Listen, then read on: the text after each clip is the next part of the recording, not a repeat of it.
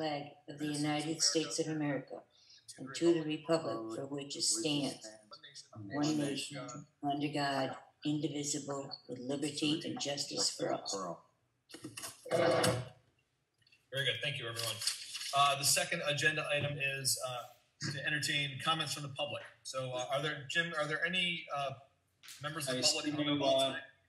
No public joining in at this time. Okay. So agenda item 3 is a discussion of the air conditioner project for Countel. So if Director Gordon is on, I would turn the floor over to her.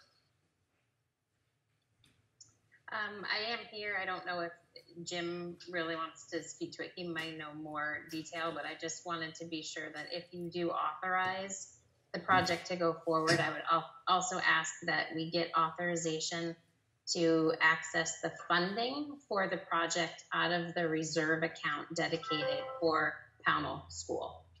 Okay. So this was a conversation we had last week, or a couple weeks ago, our last meeting.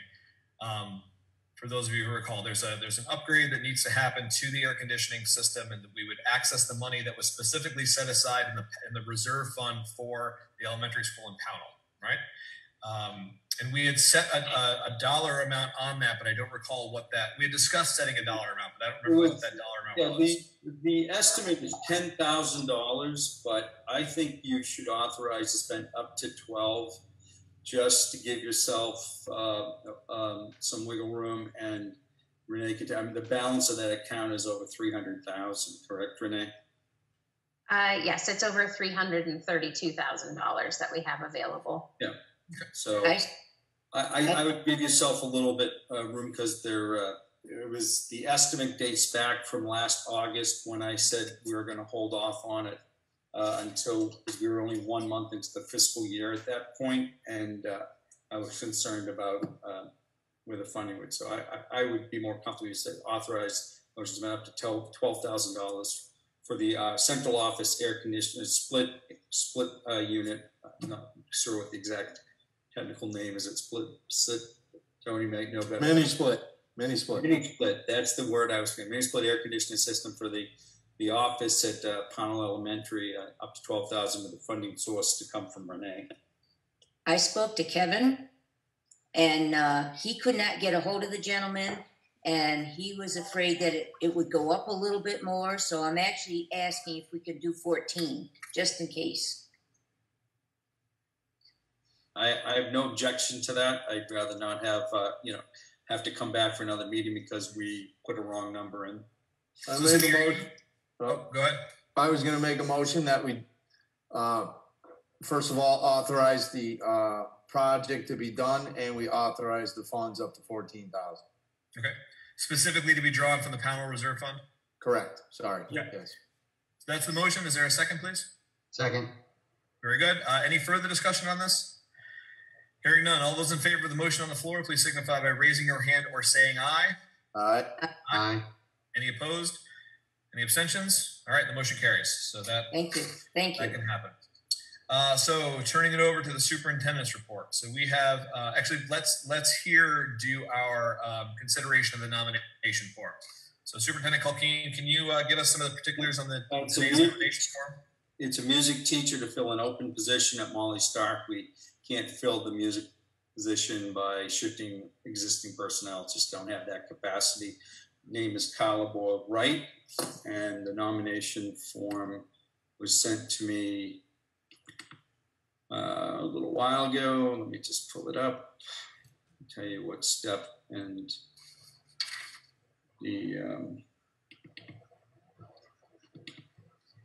so the teacher will be covering Molly Stark in Woodford Elementary. Carla Boyle White, W-I-G-H-T, and interviewed by Donna Basic and Christopher Hartford. They are a new teacher, so they will be bachelor's step 4 with 0 years of experience. Salary is $40,375. Remember, the first 3 steps don't really exist anymore, so step 4 is the first step that a teacher would go on. All right. Now, ordinarily, we would just dispose of this in the consent agenda, but since we don't have a consent agenda today, I would entertain a motion to accept the nomination form, to approve it. Accept. Okay. Second. Thank you very much. First and second. Any further discussion on this? Hearing none, all those in favor of approving the nomination form, please signify by saying aye or raising your hand. Aye. Aye. Aye. Any opposed? Any abstentions? Motion carries. So congratulations. Welcome aboard. All right, now moving on to the superintendent's reports.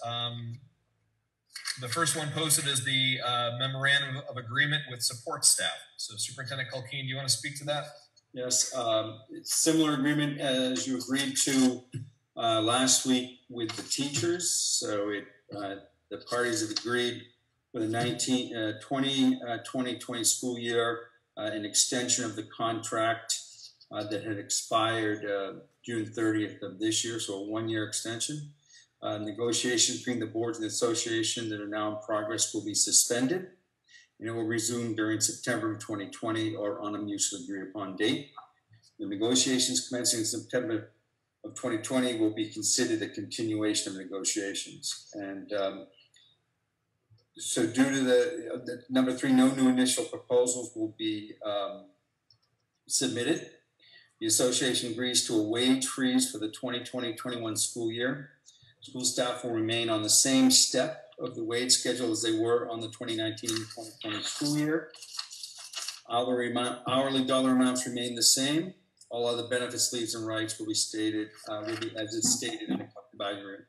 It's important to note, just as in the teachers one, because in the event that state or federal governments restore Vermont Education Fund to its previous levels, the parties agree to immediately resume negotiations for wage increases take place during the 2020 year. So they all have that reopen clause if we do find ourselves, in a financial situation that we could do that. So I'm asking that you accept that and authorize the board chair to sign it. I have a question. Does this in any way mean that does it go retroactive in any way? So no, the reopener clause could in fact be retroactive. So depending on what happens, if funding level meets that criteria as number 6 in this agreement, negotiations resume, and anything could happen. I mean, the boards, nothing's automatic. They would not be automatically retroactive. The boards would have to agree to that. You'd have to go back to the table and negotiate. Okay, I just, because I'm kind of worried about the school taxes as far as education is concerned. I just wanted to make sure. Yeah, absolutely. So everything is frozen at this year's level, and you will reopen negotiations in the fall for the next school year. But there is a clause that they could negotiate it. You're under obligation to negotiate with them. You're not under an obligation to come to an agreement. But I would, it gives us time. The intent is to give us time to see what the economic impact is really going to be. Okay, that's important. I'll make the motion. Okay, is there a second, please? Second. Thank you, Tony. Any further discussion? And I will jump in and just give my thanks to the support staff union for coming to this agreement. Just as with the teachers, I think it shows a tremendous amount of cooperation and good faith as we work to figure this out together. So my thanks to them. Any further discussion? Okay, hearing none. All those in favor of the motion on the floor, please signify by saying aye or raising your hand. Aye. Aye. Any opposed? Any abstentions? All right, hearing none, the motion passes. Very good. Jim, why don't we stick with memoranda of agreement and speak about the one stricken with the principals, please? Same agreement with the principals. We reached in a meeting at 10 o'clock this morning. Their pay and step will be frozen at this year's pay level. And they have, they're in a different situation. So I want to thank them because they have a signed contract that they've agreed to suspend. Both the teachers and the support staff were in negotiations, and I am grateful for what they are contributing to this to help stabilize us during this crisis. I also want to thank principals because they have their contract was a 5-year contract with a base salary listed in every year. So they're going to forego what that base increase is for this year. The base increase for next year is already in the contract. So, because they had already completed their negotiations. So very unusual step for them. They're suspending an existing contract. So I thank them for that. There is a reopener clause in their agreement also, that if the financial situation stabilizes and it's determined money there, then they have every right to ask the board to sit down with them and negotiate. Very good. So I would entertain a motion to accept that memorandum of agreement and to authorize the chair to sign that as well, please. I make a motion. A Okay, second. we'll call that a first and a second. Any further discussion on that? I would just say again, thank you very much to the principals union for again being cooperative and working sort of all of us together to figure this out. So thank you for that. Any further discussion? Okay, all those in favor of the motion, please signify by saying aye. Aye. Aye. Any abstentions? And any objections? Any abstentions? Hearing none, and that motion passes. Which brings us to figuring out what to do with our non-union employees with regard to salary and wages moving forward. So Superintendent Culkeen, the floor is still yours. I typically give you a recommendation when we get to the non-union personnel, and historically it has been pretty much what you give your unionized personnel. So my recommendation would be that we freeze all non-union personnel at their current pay raise with the same caveat. There's no written agreement with them, but the understanding of the board is that if you give an increase anywhere during this year to one unionized group, then you should consider do a reconsideration to your non-union. And I have one on this meeting right here, Jerry Prune. I want to thank him because he very early on sent me an email saying that he was more than willing to forego any increase for this year. So that's the type of employees you have who are all pitching in here. So he's here. I'll thank him directly. Thank you. Wow. Yeah. So my recommendation is the board vote to freeze the wages for non-union personnel. I'll make the motion. Second. All right, so there's a first and a second. Any further discussion? So I will add this, and this is not necessarily me advocating for this position, but I feel at least we should discuss it and entertain it, is to, if there's a way to realize savings by reducing further, but by actually, instead of simply removing the increase, to reduce those wages and benefits. And again, that's not something that I am advocating for, but I feel it's the responsibility to at least bring that up as a possibility. So if anyone else has anything to say about that, feel free. If not, we have a motion on the floor with a first and a second. Okay, so hearing no further conversation, the motion on the floor is to, in essence, give our non-union employees the same consideration in the same situation that our unionized employees have agreed to. So all those in favor of the motion on the floor, please signify by saying aye or raising your hand. Aye. Aye. Aye. Any opposed? Any abstentions? And the motion passes. Very good. And that leaves us to our last item on the agenda, which is for our vice chair to have the floor. So Tony, it's yours. Well, thank you, everyone. It's with a little bit of with a big heavy heart that I have to formally resign from the board in a job with the SVSU as the director of facilities for Mount Anthony Union. So I no longer can serve on the board. I don't want to jeopardize anything by working for the same district as the board is. So I just wanted to say thank you. I wanted to say how much I enjoyed working with all of you. You guys have quite a road ahead of you. I know that with the new consolidation, but I really appreciate the time, and I wish you guys all the best of luck. Good luck to you. Thank you. Yeah, congratulations, Tony. I think they made an excellent choice in their hire. So it's our loss, but their gain for sure. So thank you. I agree. Thanks. So speak to the chair. Yeah. I did hear from our attorney. Okay.